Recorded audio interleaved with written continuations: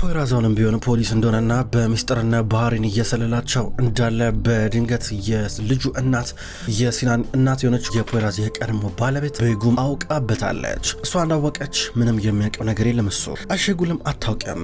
ፖይራዝ በሚስጥር እየተንቀሳቀሰ ነው ያለው። ሙምታዝ በአንድ በኩል ፖይራዝን በተደጋጋሚ ሊከዳው እየሞከረ ነገር ግን ፖይራዝ እየደረሰበት ነው። ሴማን ብትሆን በዚህ መሀል ላይ በድንገት እንድትገደል በባህሪ ተፈርዶባት የነበረ ቢሆንም ነገር ግን ፖይራዝ በሴና ቅንብር እሷን ማትረፍ ችሏል። አሁን ሴማ በህይወት አለች። ባህሪ ሴማ ስለተረፈችለት ደስተኛ ሆኗል። ሴማ መጨረሻም ተርፋለች። ሶንጉል በሌላ በኩል ከሙምታዝ ጋር በድብቅ እየተገናኘች እንዳለ ተነክቶባታል። ሰጀርቲን ከክፍልሽ እንዳትወጪ ብሎ አስጠንቅቋታል። በሌላ በኩል አሁን ፖሊስና አይሸጉል ማታ ላይ አብረው ወክ እያደረጉ ናቸው።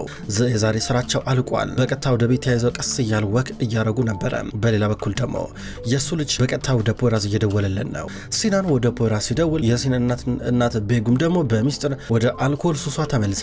በጥንጥዬ ብልቃጥ እየቀዳች አሁንም ቀስ እያለች ፉት እያለች እየቀማመሰች ትጠጣለች። ሲናን መኝታ ክፍል ሆኖ እያጠና ነበረ። ሄሎ ሄሎ አባዬ እያለው ነበር። ልጄ እንዴት ነህ? እቤት ለምን አልመጣም እያሉ ነበረ። እማዬ ቤት አመጣችኛ ሲለው ነበረ። ኧረ እናት የት ናት እያሉ ነበረ። እኔ እንጃ አላውቅም፣ አጠገቤ አይደለችም፣ መኝታ ክፍል ትሆናለች ሲለው ነበረ። በቃ ለዛሬ እዛ ቆይ እሺ፣ ችግር የለም ነገ ወስድሃለሁ፣ ደህና ደር በቃ እያሉ ነበረ። እሺ ደህና ደር እያለው ነው። አሸጉል ሰላም እያለች ነው አለው። ሲናንም አሸጉልን ሰላም እያላት ከዛ በመጨረሻም ስልኩ ተቋረጠ።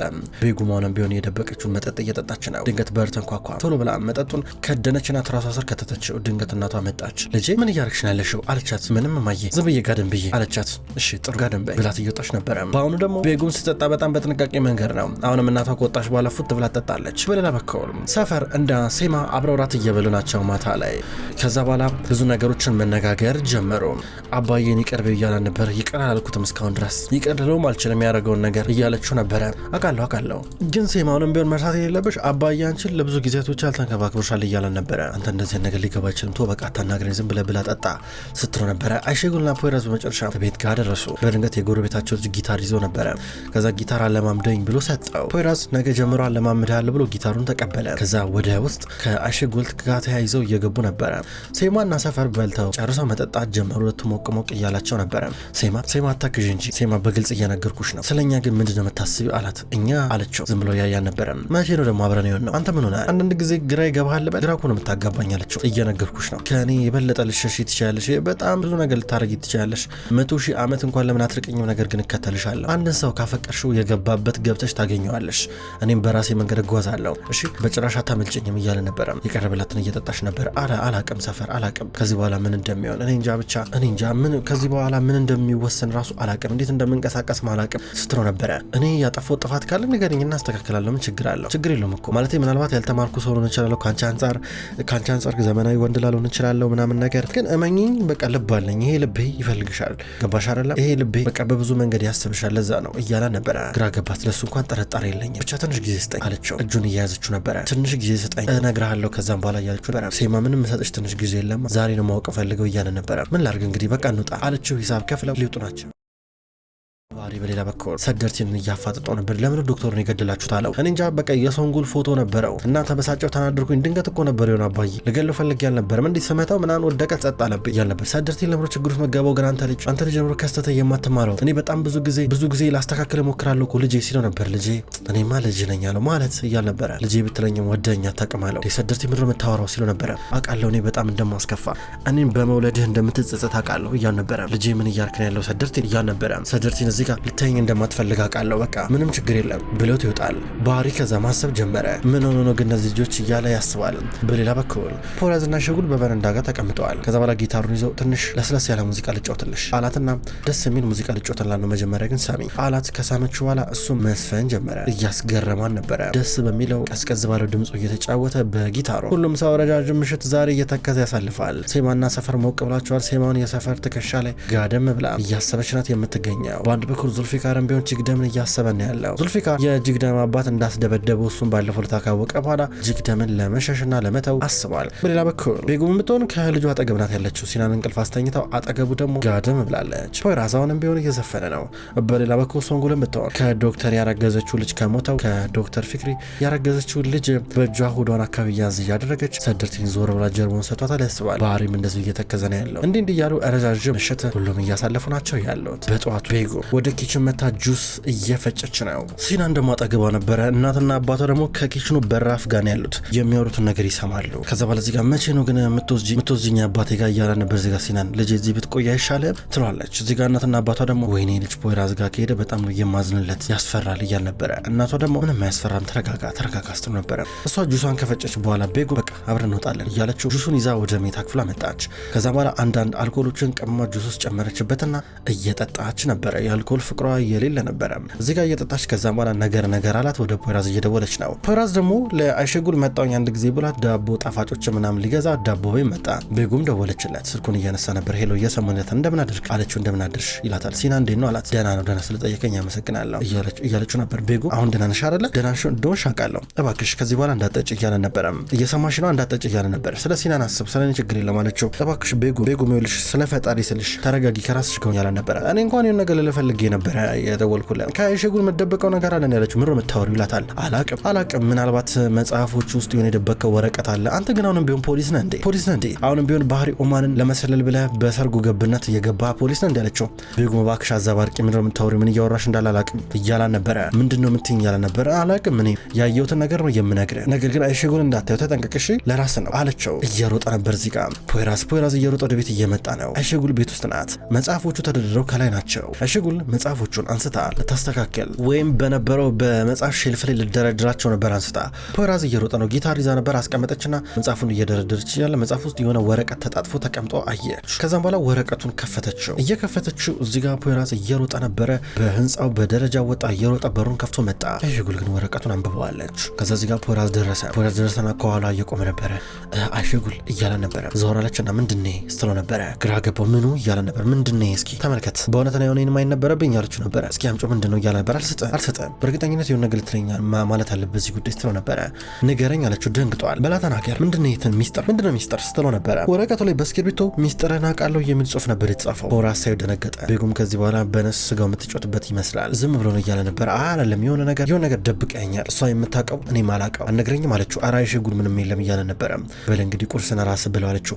ቁርስ አብረሽኝ ቢንጂ ምን ችግር አለው እያለ ነበር። እዛው ከሚስጥር ጋር አብረ ደብቀ ብላ ወጣች። ግራ ገባው። ፖይራዝ ወደ ሲናን እየደወለ ነበረ። የቢጎም ስልክ አልሰራም ብሎት ከዛ በኋላ ሄሎ አባዬ እያሉ ነበር። ሰላም ልጄ እንዴት ነህ? ቁርስ እየበላ ነው አለው። አዎ እየበላው ነው። እስኪ ለእናትህ ስልኩን ሰጥ እያሉ ነበረ። ደህና ነኝ አባዬ ስለኔ አትጠይቀኝም እያሉ ነበር። ልጄ እጠይቅሃለሁ አሁን እናትህን ላናግራ ፈልጌ ነበረ ይላል። እዚህ ጋር ቢጎም ስልኩን ተቀበለች። ሄሎ ፖይራዝ እያለች ነበር። ቢጎም እባክሽ የደደብ ስራ አትስሪ፣ ወረቀቱ የት ነው? ወረቀቱን አምጪው እያሉ ነበረ። ፖይራዝን የምታናግድበት መንገድ አልተመቸኝም። እያስፈራራኝ ነው እንዴ?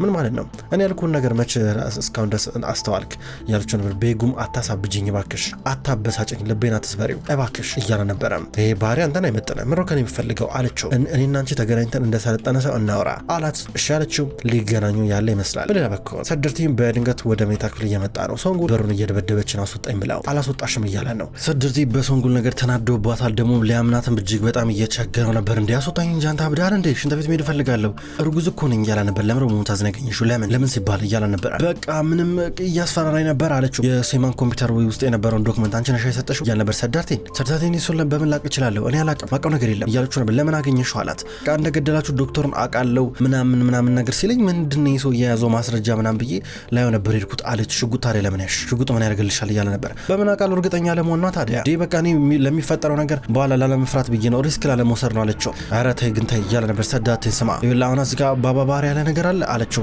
አባዬ ሌላ ብዙ ችግር አለበት ገና ከአቃቤ ጎጋ ችግር ነገሮችን እያስተካከለ ነው አላት። እባክሽን ትቤሊድ ፍቀድልኝ አለችው። አትሽከርከሪ ደርሰሽ ቶሎ ተመለሽ እያላን ነበረ። እሺ ብላው ትሄዳለች ወደ ሽንት ቤት። በሌላ በኩል አሁን አይሸጉል ያለችው እዛው ሆስፒታል ውስጥ ነው። ወደ ጓደኛዋ እየመጣች ነበረ ስልኳን ቻርጀር ለማድረግ። ከዛ የእሷ ታካሚ ኦዝ የሚባል አለ ለሱ ሕክምና እያደረገችለን ነው። በሌላ በኩል ሙምታዝ አሁንም ቢሆን እንደታሰረ ነው። በድንገት አንደኛው ጠባቂ መጣና የዛፈር ጋርድ ቁርስ ይዞለን መጣ። ዳቦ በሻ በላይም በላየው ነበር። ኧረ እባካችሁ እናንተ እኮ የመንግስት ኃላፊ እኮ ነኝ። የመንግስት ኃላፊን እዚህ ማገት እዚህ ማሰር ወንጀል እንደሆነ ግን ታውቃላችሁ። አይ ኧረ እባክህ ስማ ስለ ኦዝ ምን አዲስ ነገር ሲለው ነበር። እኛ እሱን አንተ አይመለከተም እያል ነበር ጠባቂ። ተው እናት እንደዚህ አታርግ ገና ልጅ ነው ኦዝን እንዳትጉዱ ተባካችሁ ሲለው ነበር። ዝም በል በቃ እያሉ ነበረ። ዛፈር ማናገር ፈልጋለሁ ሲላቸው ዛፈር ቢዚ ነው ብሎት በሩን ዘግተው እየወጡ ነበር። ኧረ ቆይ አንድ ጊዜ እያለ ይጫዋል። ሙምታዝ ላይ ዘግተው ዞር ይላሉ። ሲያስጠሉ እነዚህ ደግሞ እያለ እሱ ጭንቅላቱን እየነካካ ነበረ። አፉን ይዞ ያስባል ምን ይሻለኛል እያለ ነበር። ዞር ሲል ምግቡን እየተመለከተ ነው። በሌላ በኩል አሁን ዛፈር ዞር እያለ ነበረ። ሙምታዝ እንዴት ነው እያላቸው ይጠይቃቸዋል። እየጮኸ ነው አለቃ እየጮኸ ነው። እንደገና ደግሞ ያው ልጅ ነው ገና አውዝ ምናምን ነገር ሲለን ነበረ ይሉታል። ተውት በቃ እንግዶቻችን እየመጡ ነው እናንተ ስራችሁን ስሩ ይላቸዋል። በድንገት እዚህ ጋር ዛፈር እየቀጠራቸው ሁለት ወንዶች እየመጡ ነበረ። እንዴት ናችሁ? ለእናንተ መሰጣችሁ እጥር ምጥን ያለች ስራ ነው። እንዴት ነው ይህን ስራ በስኬት ታጠናቀቃላችሁ? ልጁ 17 ዓመቱ ነው እና ኦዝ ይባላል። ተመለከቱ ፎቶውን እያለ ነበር። ፎቶውን ሰጣቸው። ተመለከቱ። ነገሩን የምትጨርሱት ጸጥ ባለ ነገር ነው፣ በሽጉጥ ሳይሆን በዚህ አላቸው። በምን እያሉ ይጠብቃሉ። እሱ መርፌ እያወጣ ነበረ። መርፌና መድኃኒት ነበረው ያሳያቸው። ተመለከቱና እነሱ እኛ ግን አሰራራችን በዚህ መንገድ አይደለማ በዚህ አይደለም እያሉ ነበር። በዚህ ሆናላ ምን ችግር አለው እንዲያርጉላችኋል ታረጋላችሁ እስከከፈልኳችሁ ድረስ ይላቸዋል። አይሸጉል ኦዝን እያገኘችው ነበር። እንዴና አሁን አለችው። ደህና እያላት ስለ ጤና ሁኔታ ይነግራታል። ምን አይነት በጤና ሁኔታ ለውጥ እንዳለው ነገረችው እና ከሆስፒታል ሊወጣ እንዳለ ነገረችው። ደስ አለው። መጀመሪያ ቦርዶ ሜዳ ያለው በቱርኩ የባህር ዳርቻ ሆኜ ዝናናለው እያላት ደስታውን እየገለጸ ነበረ።